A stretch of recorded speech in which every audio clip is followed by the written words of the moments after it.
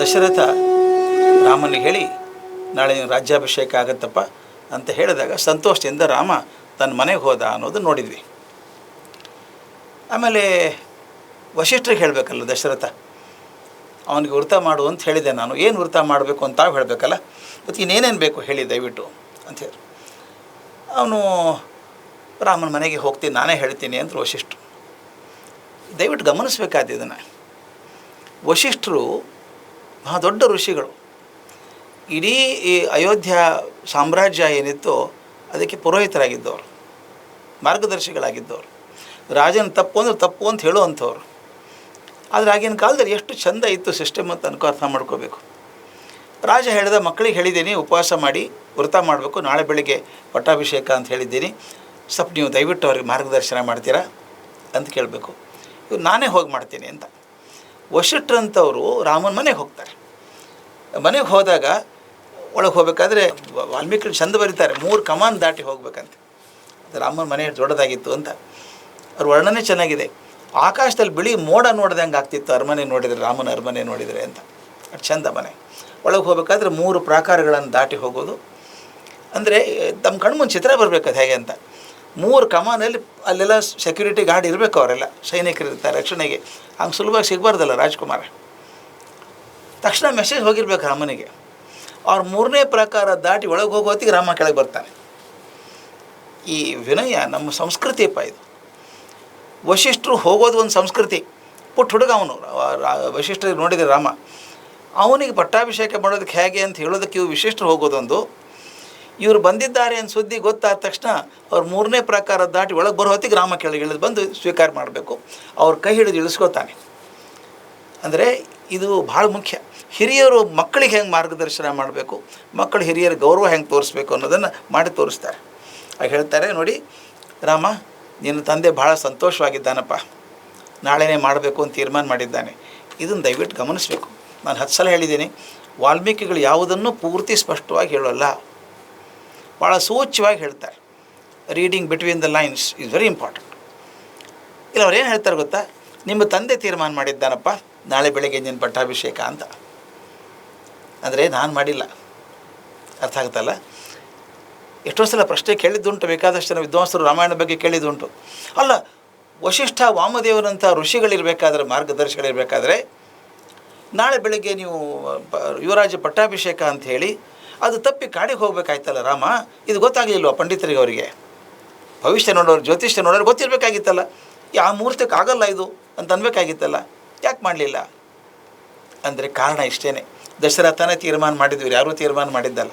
ಆದರೆ ಸೂಕ್ಷ್ಮವಾಗಿ ಹೇಳ್ತಾರೆ, ನಿಮ್ಮ ತಂದೆ ಪ್ರಸನ್ನ ಆಗಿದ್ದಾನಪ್ಪ, ಅವನೇ ತೀರ್ಮಾನ ಮಾಡಿದ್ದ ನಾಳೆ ಬೆಳಗ್ಗೆ ನೀನು ಅಧಿಕಾರ ಬರಬೇಕು ಅಂತ. ಅಂದರೆ ನಾವು ಯಾರೂ ಮಾಡಿದ್ದಲ್ಲ ಇದು.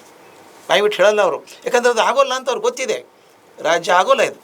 ಅದಕ್ಕೆ ಅವ್ರು ಏನು ಮಾಡ್ತಾರೆ, ನಿಮ್ಮಪ್ಪ ತೀರ್ಮಾನ ಮಾಡಿದ್ದಾನಪ್ಪ, ಸಂತೋಷವಾಗಿರು. ಹೇಗೆ ಕಟ್ತಾನೆ ಅವನು ಅಂತ. ನಹುಷ ಯಯಾತಿಗೆ ಪಟ್ಟ ಕಟ್ಟಿದ ಹಾಗೆ ನಿಮ್ಮಪ್ಪ ನಿನಗೆ ಪಟ್ಟ ಕಟ್ತಾನೆ ಅಂತ. ಸ್ವಲ್ಪ ನಹುಷ ಯಯಾತಿ ಬಗ್ಗೆ ಗೊತ್ತು ನಮಗೆ. ನಹುಷನ ಮಗ ಯಯಾತಿ. ಯಯಾತಿ ಏನು ಮಾಡಿದ ಅಂತ ನಮ್ಗೆ ಗೊತ್ತು. ತಾನು ತುಂಬ ಭೋಗದಲ್ಲಿದ್ದವನು, ತನ್ನ ಭೋಗದ ಮೇಲೆ ಆಸೆ ಹೋಗಲಿಲ್ಲ. ಅದಕ್ಕೇನು ಮಾಡಬೇಕು ಅಂತ ಹೇಳಿದ್ರಂತೆ, ಯಾರೋ ನಿಮ್ಮಲ್ಲಿ ಒಬ್ಬ ಮಗ ತನ್ನ ಯೌವನವನ್ನು ನಿಮಗೆ ಕೊಡೋದಾದರೆ ಅಷ್ಟು ವರ್ಷ ನೀವು ಯೌವನವಾಗಿರ್ಬೋದು ಅಂತ. ಇವನು ಕೇಳ್ತಾನೆ, ಮಕ್ಕಳಿಗೆಲ್ಲ ಕೇಳ್ತಾನೆ, ಉಳಿದವರು ಒಪ್ಪಲ್ಲ, ಯದು ಅದೆಲ್ಲ ಒಪ್ಪಲ್ಲ. ಕೊನೆಗೆ ಪೂರ್ವ ಒಪ್ತಾನೆ, ಕೊಡ್ತೀನಿ ಅಂತ. ಸಾಮಾನ್ಯ ನಮ್ಮ ತಲೆಗೆ ಹೆಂಗೆ ಬಂದುಬಿಟ್ಟಿದೆ ಅಂದರೆ, ಯಯಾತಿ ಭಾಳ ಕಾಮಿ ಅವನು. ನಮ್ಮ ತಲೆಗೆ ಬಂದದ್ದು ಹೇಗೆ, ಯಯಾತಿ ಅಂದರೆ ಚೆನ್ನಾಗಿಲ್ಲ ಅವನು. ನೋಡಿ, ಮಗನ ಆಯುಷ್ಯ ತೊಗೊಂಡವನು. ಪುರು ತನ್ನ ಆಯುಷ್ಯನ ಕೊಟ್ಟುಬಿಟ್ಟ, ಯೌವನವನ್ನು ಕೊಟ್ಟುಬಿಟ್ಟ, ಯೌವನವನ್ನು ಭೋಗಿಸ್ದ ಅವನು. ಎಂದ ಯಯಾತಿರಿ ಇವನು, ಮಗನ ಕಡೆ ಯೌವನ ತೊಗೊಂಡು ಕೆಲಸ ಮಾಡೋನು ಇವನು ಅಂತ ಅನಿಸಿಲ್ವಾ? ಯಯಾತಿ ಅಂದರೆ ಬಹಳ ಕಾಮದ ಪ್ರತೀಕ ಅಂತ ಅನಿಸ್ಬಿಡುತ್ತೆ. ಅದಲ್ಲ ಅದು. ಯಯಾತಿ ಹಾಗಿರಲಿಲ್ಲ, ಬಹುದೊಡ್ಡ ರಾಜ ಅವನು, ಬಹುದೊಡ್ಡ ರಾಜ. ಯಾಕೆ ಯೌವನವನ್ನು ಕೇಳಿದ ಅಂತಂದರೆ 2 ಕಾರಣಕ್ಕೆ. ಮಕ್ಕಳನ್ನು ಪರೀಕ್ಷೆ ಮಾಡಬೇಕಾಗಿತ್ತು. ಇಷ್ಟೊಂದು ಮಾಡಿದ್ದೀನಪ್ಪ ನಿಮಗೋಸ್ಕರ, ನಾನು ಕೇಳಿದ್ರೆ ಕೊಡ್ತೀರಾ? ನಾನು ಇದನ್ನು ಇಮೋಷನಲ್ ಬ್ಯಾಂಕ್ ಅಕೌಂಟ್ ಅಂತ ಕರಿತೇನೆ. ಎಲ್ಲ ಮನೆಯಲ್ಲಾಗುವಂಥದ್ದು ಇದು. ಪ್ರತಿಯೊಂದು ಮನೆಯಲ್ಲಿ ಕಲ್ಪನೆ ಮಾಡ್ಕೊಂಡು 2 ಮನೆ ಪಕ್ಕದಲ್ಲಿದ್ದಾವೆ. ಈ ಮನೆಯಲ್ಲಿ ಅಪ್ಪ ಆಫೀಸ್ಗೆ ಹೋಗೋದು ಅವಸರ ಇದೆ, ನನ್ನ ಕನ್ನಡಕ ಇಲ್ಲಪ್ಪ, ನನ್ನ ಪರ್ಸಲ್ಲಿ ಓಡಾಡ್ತಿರ್ತಾರಪ್ಪ. ಮಗಳು ಚಿಂತೆ ಮಾಡಿಬಿಡಪ್ಪ, ನಾನು ತಂದು ಕೊಡ್ತೀನಿ, ರೆಡಿಯಾಗಿ ಹೋಗು. ಹುಡುಕಾಡಿ ತಂದು ಎಲ್ಲ ಕೊಟ್ಟು ಹೋಗ್ಬಾಪ್ಪ ಅಂತ ಕಳಿಸ್ತಾರೆ. ಇದು ಮೊದಲನೇ ಮನೆ ಕತೆ. ಪಕ್ಕದ ಮನೆ ಇನ್ನೊಂದಿದೆ, ಅಲ್ಲಿಯೂ ಅಪ್ಪ ಅವಸರ. ಅವನು ನನ್ನ ಕನ್ನಡಕ ಇಲ್ಲಿ ಅಂತಾನೆ. ಆ ಕೋಣೆಯಲ್ಲಿ ಕೂತ್ಕೊಂಡೆ ಮಗ ಕೂಗ್ತಾನೆ, ನಿನ್ನ ಕನ್ನಡಕ ನಮಗೇನು ಗೊತ್ತು, ಎಲ್ಲಿಟ್ಟು ಹುಡ್ಕೊ ನೀನೇ ಅಂತಾನೆ. ಸಂಬಂಧ ಒಂದೇನಾ? ಅಪ್ಪ ಮಕ್ಕಳ ಸಂಬಂಧ ಎರಡು ಕಡೆನೂ. ಇಲ್ಯಾಕೆ ಹಿಂಗಾಯಿತು, ಇಲ್ಯಾಕೆ ಹಿಂಗಾಯಿತು? ಇದು ನಾನು ಇಮೋಷ್ನಲ್ ಬ್ಯಾಂಕ್ ಅಕೌಂಟ್ ಅಂತ ಕರಿತೇನೆ. ಬ್ಯಾಂಕಲ್ಲಿ ಒಂದು 1000 ರೂಪಾಯಿ ಇಟ್ಟರೆ 500 ರೂಪಾಯಿ ಚೆಕ್ ಕೊಟ್ಟರೆ 500 ರೂಪಾಯಿ ಕೊಡ್ತಾರೆ ನಿಮಗೆ ಅವರು. 1000 ರೂಪಾಯಿ ಡಿಪಾಸಿಟ್ ಮಾಡಿ 5000 ರೂಪಾಯಿ ಚೆಕ್ ಕೊಟ್ಟರೆ ಇಲ್ಲ ಅಂತಾರೆ, ಬ್ಯಾಂಕ್ ಕೊಡಲ್ಲ, ದುಡ್ಡಿಯಲ್ಲಿ ಹೋಗಿ ಅಂತಾರೆ. ಹಾಗೆ ನಾವು ಕೂಡ ಮಕ್ಕಳ ಮೇಲೆ ಪ್ರೀತಿಯನ್ನು ಹಾಕಿದರೆ, ಇಮೋಷನಲ್ ಡಿಪಾಸಿಟ್ ಹಾಕಿದರೆ, ವಿಡ್ರಾವಲ್ ಏನಾದರೂ ಕೇಳಿದ ತಕ್ಷಣ ಒಪ್ಕೋತಾರೆ ಮಕ್ಕಳು.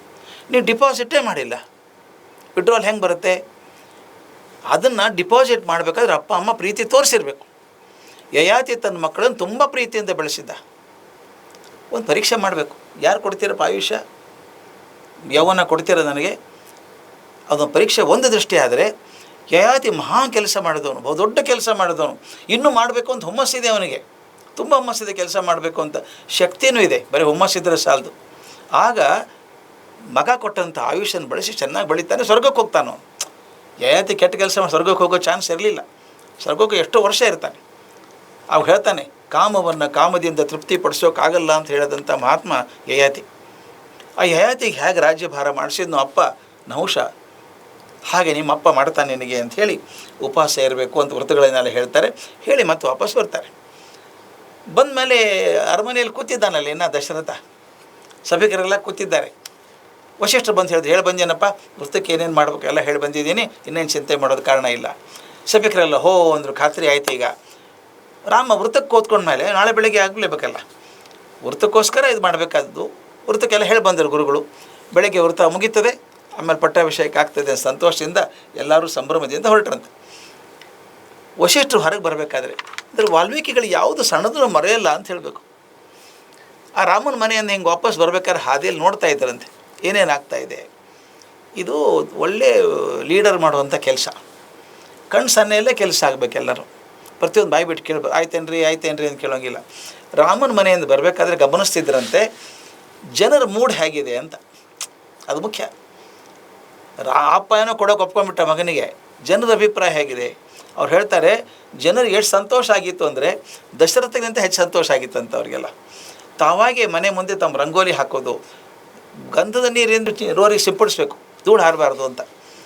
ಒಬ್ಬೊಬ್ಬರು ಅಲಂಕಾರ ಮಾಡ್ಕೊಂಡಿದ್ದಾರೆ, ಮನೆ ಹತ್ತಿರ ವಿಚಿತ್ರ ವಿಚಿತ್ರ ದೀಪಗಳನ್ನು ಹಾಕ್ಕೊಂಡಿದ್ದಾರೆ, ಕಾಯ್ತಾ ಇದ್ದಾರೆ, ರಾತ್ರಿಯೆಲ್ಲ ಕಾಯ್ತಾ ಇದ್ದಾರೆ. ಈ ಥರ ಸಂಭ್ರಮ ನೋಡಿದರು. ಬಂದು ಅನ್ನಿಸ್ತಂತೆ ರಾಜ್ಯ ಚೆನ್ನಾಗಾಗಿದೆಪ್ಪ, ಅಂತಃಪುರ ಚೆನ್ನಾಗಾಗಿದೆ, ರಾಮ ಚೆನ್ನಾಗಿದ್ದಾನೆ, ಎಲ್ಲ ಹೇಳಿ ಬಂದಿದ್ದೀನಿ ಅಂತ ಹೇಳಿದ ಮೇಲೆ ಎಲ್ಲರೂ ತಿರ್ಕೊಂಡು ಅಂತಃಪುರಕ್ಕೆ ಹೋಗ್ರಿ ಎಲ್ಲರೂ ಸಾಕಿನ, ಬೆಳಗ್ಗೆ ಮತ್ತೆ ರೆಡಿಯಾಗಿ ಬರಬೇಕಲ್ಲ ಅಂತ ಹೊರಟರು. ಅಲ್ಲಿ ಹೋಗುವ ಹೊತ್ತಿಗೆ 5ನೇ ಸರ್ಗ ಮುಗೀತದೆ ಅಲ್ಲಿಗೆ.